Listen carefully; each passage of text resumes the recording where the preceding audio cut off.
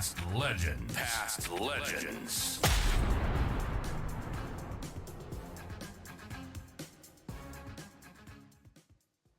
So, KT, you're a bit disillusioned with Fitzroy at the end, especially over David Park, and I could see their situation as a club, and you've decided to come back to the parade.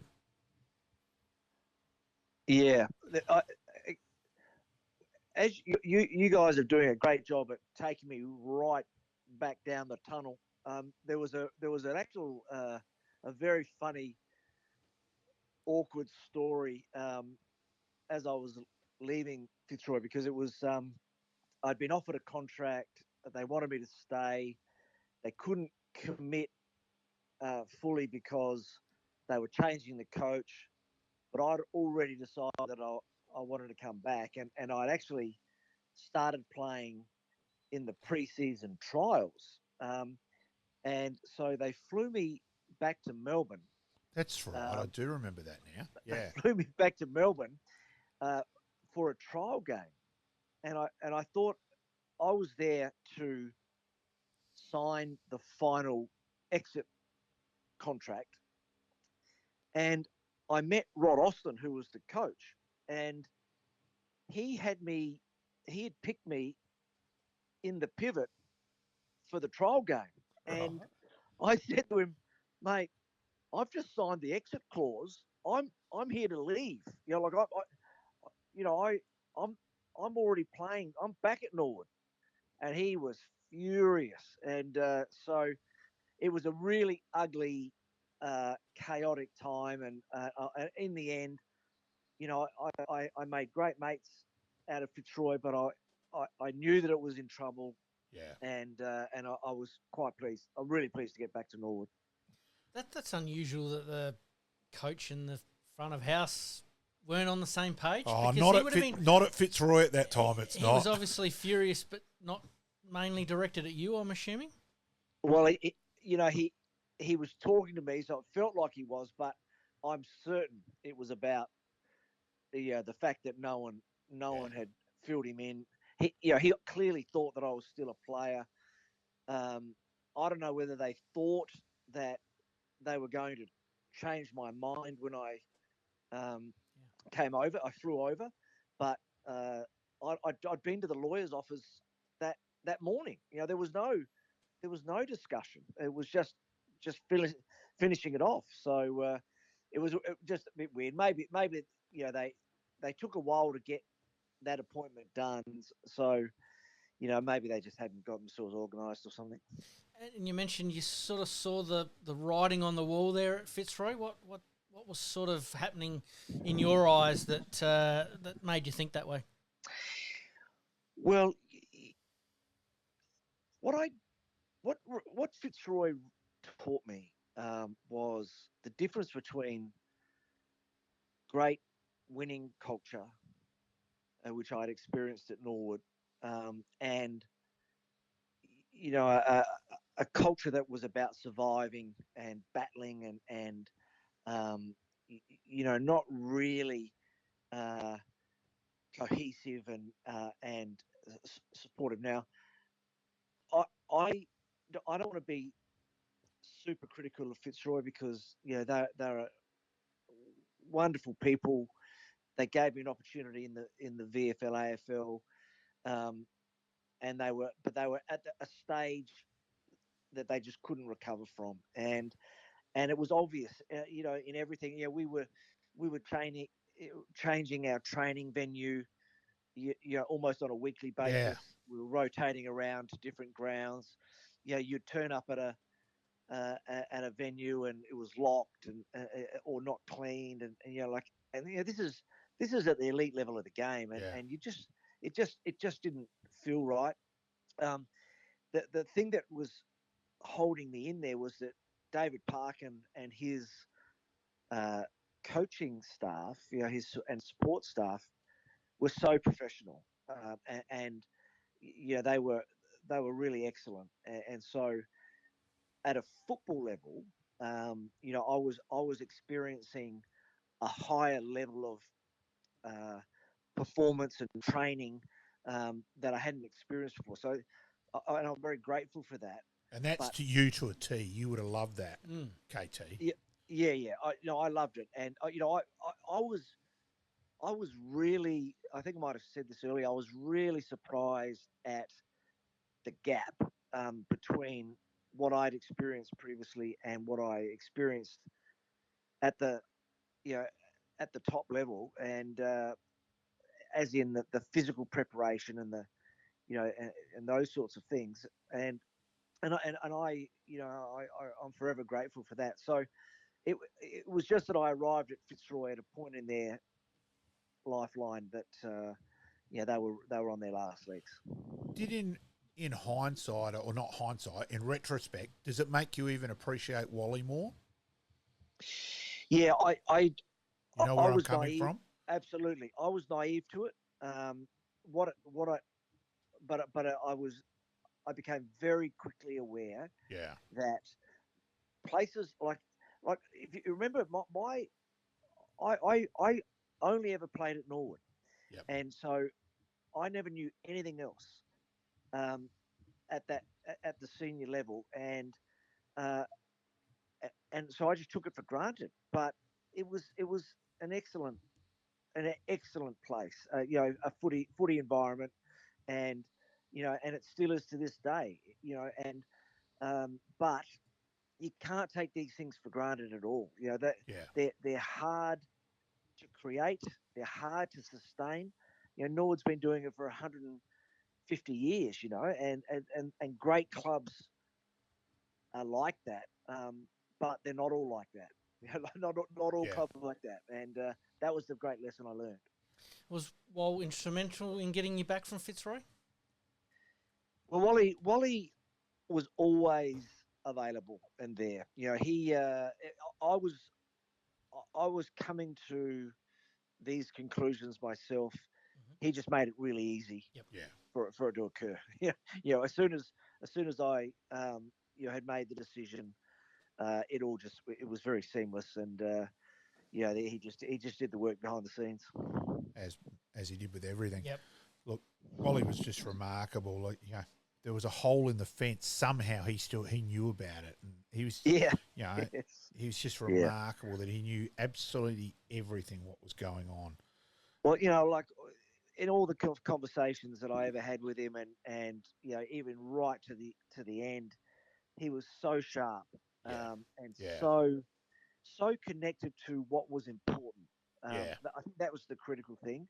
A lot of people are knowledgeable, but he focused on what was really important, and I always appreciated that from an administrative point of view, and he was fantastic to me, and to have all of that guys. No one's really got a bad word to say about Wally Miller. Oh, and personally, Wally organised Alan Killigrew to coach us at Norwood High, and Oh, Olaf Bodie was, to say he was our best player is rather an understatement. He was probably about the best 10, if I'm really being honest. But to get Alan Killigrew involved, and Wally came most weeks on the Saturday morning when we played. And right. so while I knew Wally, obviously I was 16, so obviously I knew Wally and footy nut. I'd still been involved at Norwood doing various things, at helping out at things and all that. But that was where I probably got to know Wally a bit more, and I probably became the person with Norwood as the connection there, and that with Norwood High, and that's we all knew he was remarkable, but that's my personal experience, there. Well, I think with him. I think the great moment in my career and decision and demonstration of Wally's capabilities was how he handled he made the decision to bring Balm in Yes. as coach, which was controversial and difficult. Massively controversial. Yeah. He had a lot of resistance internally and externally, and he was so strong on it that he shepherded Neil all the way through to the point where he turned out to be a wonderful coach and contributor to the Norwood story. Yeah. But it was rough water early. And, Oh, massively. and Wally was the guy. He was the guy who was Oh. just holding it all together. You know, what the hell are you doing? You've appointed that Richmond thug, and everyone thought that. And then, mind you, Barmy won us over pretty quickly as supporters and all that as well. I think that he had a style about him that everyone liked, but we lost a lot of games. We were 0-5. Yeah. 10 games in, we were bottom. Yeah.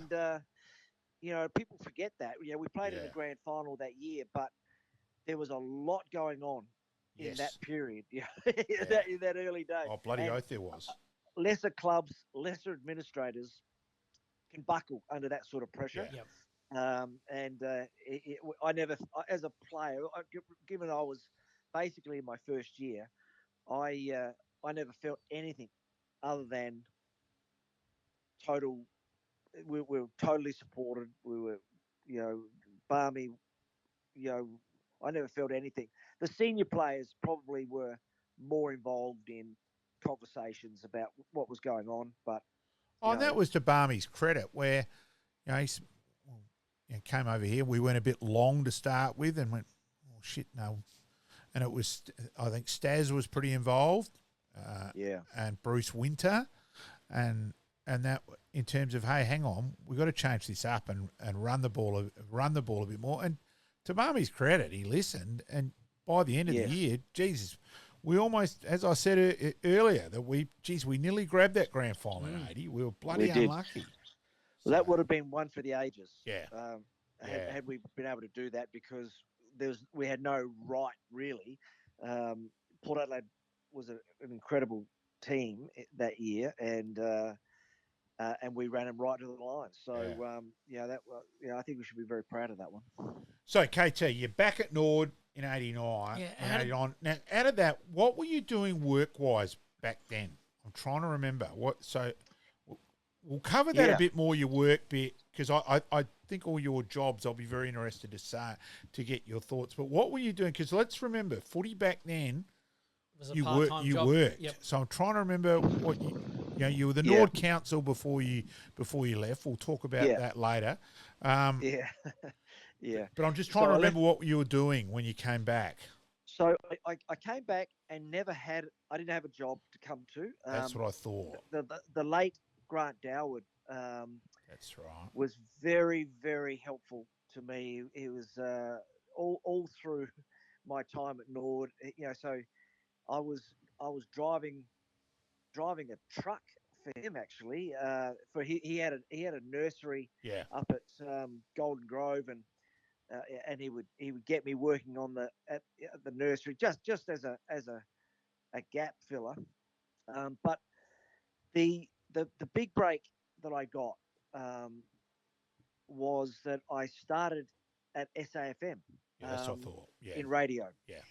And what was remarkable about that was, and there's a bit of a theme, if you like, I stepped into an environment there where it was instantly clear to me that this was a special organization. It was run by a guy called Paul Thompson.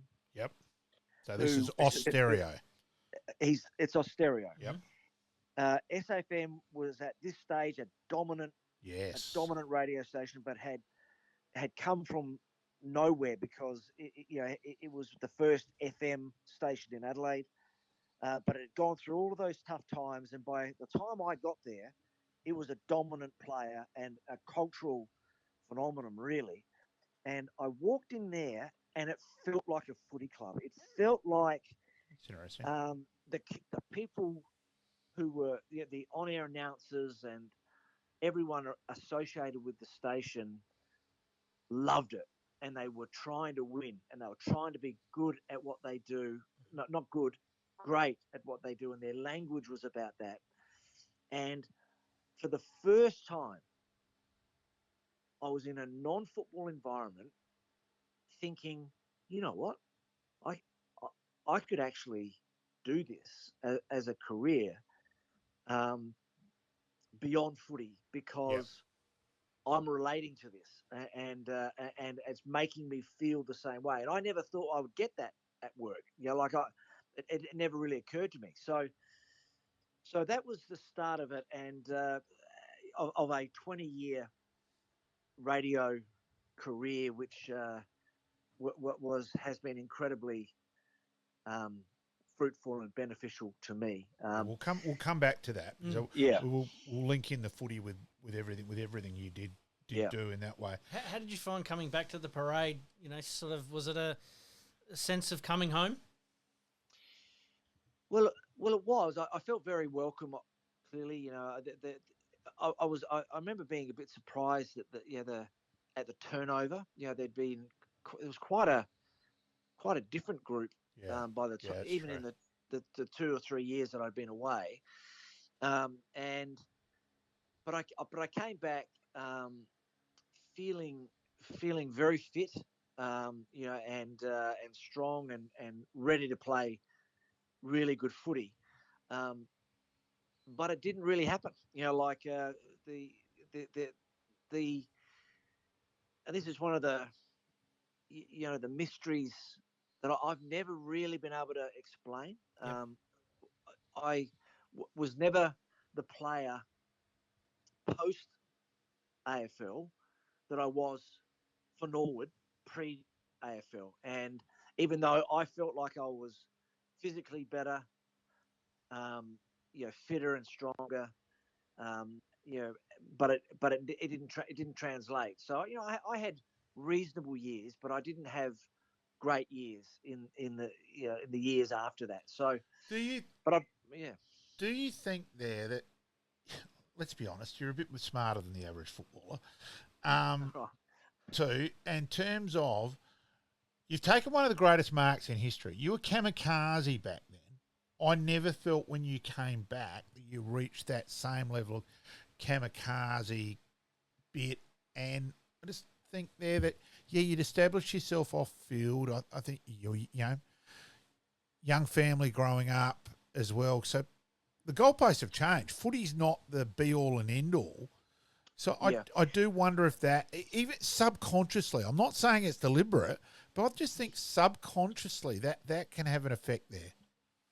Well, I don't think so. Okay. Because I know that was never my mentality. I trained harder than I had previously. I think what happened potentially is that playing in Victoria changed my game. Now I remember Nord had a very distinct way of playing, and it was always take the ball back first and then go forward. And then run and use it. Yep. Whereas in Melbourne, it was always go forward. Yeah. And so if you're setting yourself up at a stoppage, my mindset was always, okay, we're gonna get the ball and we're gonna go back and then peel forward. They never did that, and I took a long time to reprogram myself to just to go forward, and then coming back to Adelaide, it was different again, and I never felt quite as comfortable. But I get that. I don't know. Like that's the only thing that I can pin something to that changed. But my attitude to footy, my approach to it, and competitiveness never faltered. And even though, yes, the radio stuff was starting to interest me, my career in radio didn't really take off until I ended footy. Yeah, that's fair. Yeah, okay. Yep. That wasn't meant as it was just as an No, it's an interesting observation. Observation. But I can just reflect on my mindset. I know there was never a hint of that. Wasn't coaching styles? Because obviously Parkin would have had you playing a certain way and then coming back to the SNFL. Do you think that maybe fed into that a little bit? Yeah, I think so. So I was feeling it at training as well, because it was so brutal. The the running requirement of a running player in the AFL, Yep.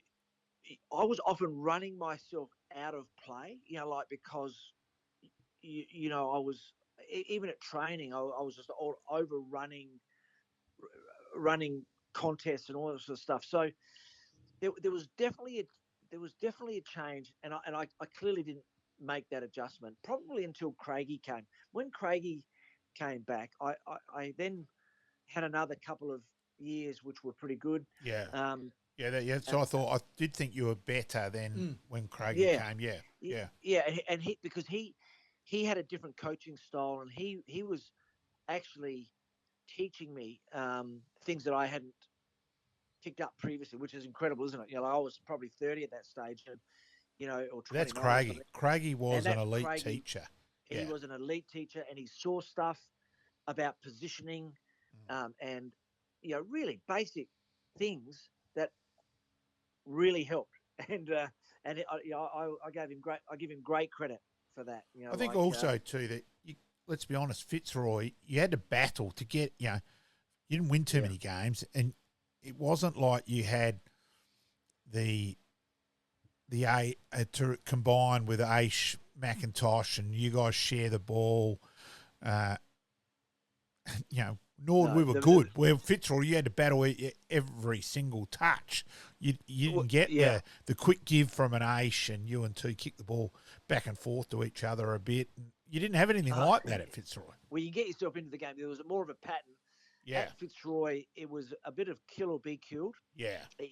That was the training culture. That was certainly the playing culture. Everyone was trying to survive. So there wasn't a lot of looking out for each other, and you were competing against 4 or 5 other like players, for a spot. So there was always that mentality going through you. So there's no doubt in my mind that you're probably never as relaxed. And look, Nord, you knew you were playing. You knew you were a key player. Where you probably never got to that stage, which would have helped you because I think you played your best footy when you were relaxed, and you knew you were a key player. Absolutely, I never felt comfortable. Never felt certain of my spot. Battling all the time, and clearly when I came back, something had changed. And there's no doubt about that. But I haven't really nailed down what it was, and it's probably not relevant anymore. But it's something that I do think about. What about then you're back, and obviously the Crows come in. The SA footy landscape changes dramatically. How did you cope with that? Where suddenly the SANFL was no longer you didn't walk out of work in town buying the news and, Thomas out injured. Those days are gone. And so how did you adjust in that?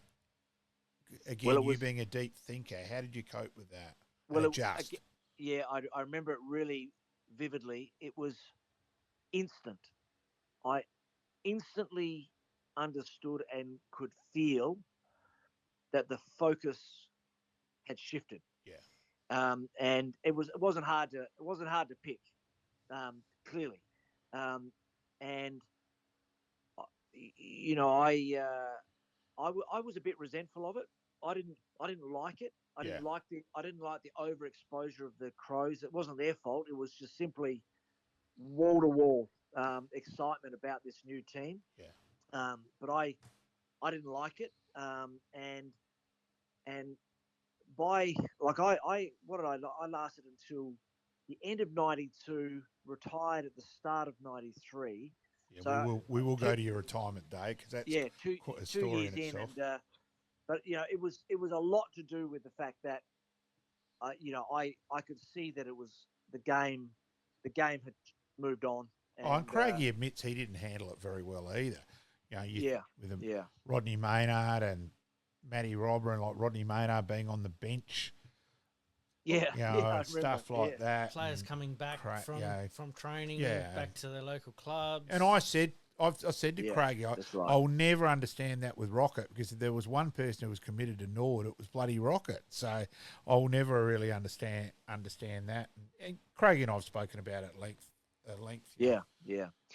Well, I think that was all true, and but as a player, you're very proud, and you become used to being recognised as playing in the top bracket in the state, and all of a sudden that's simply just not happening. And so okay, right, so you've got to make that adjustment. And I feel for the guys who were 23, 24, 25, just starting in their careers. I was at the end of mine, and so it was really easy for me to rationalise it and jump and just move on. But for those blokes who were in the system, it bloody hard. Yeah, it wasn't easy. Yeah, no, and it's not easy now. Yeah. So I understand. Go to your retirement day, KT, because that is quite it's a different story. So go to that. So out to the trial game to the Ponderosa. Go, mate. So the story was that throughout 1992, at the end of 92, Craigie had said to me, look, I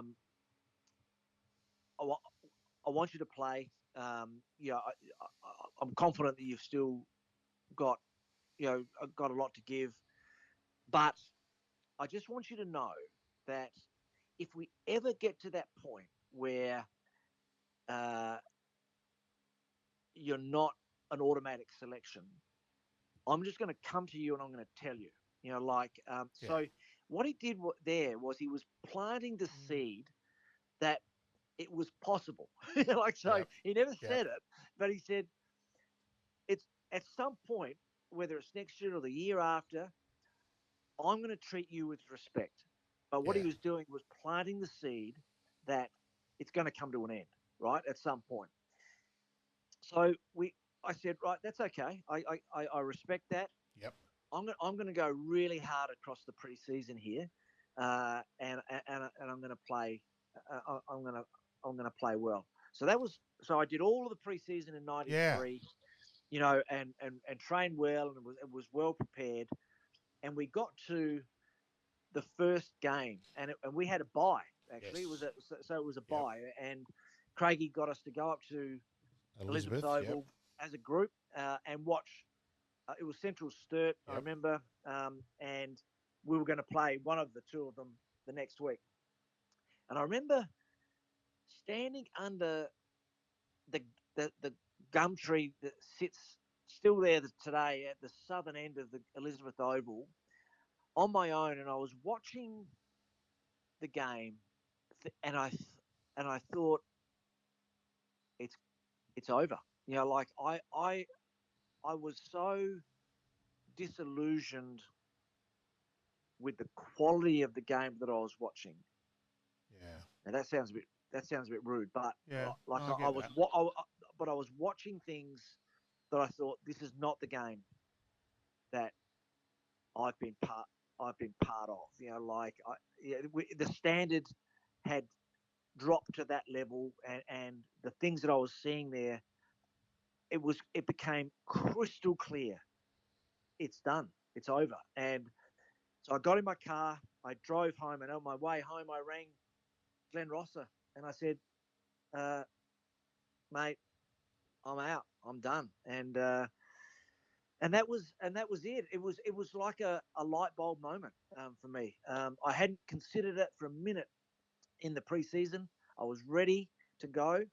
We played in the grand final that year, right? Yeah. So there was a lot going on. A lot of young players, and Craigie. I was getting on well with Craigie, but I knew the game was gone for me, and so I just made the call on the way home. How did Pat take that? Liking this podcast? Please like, rate, and subscribe.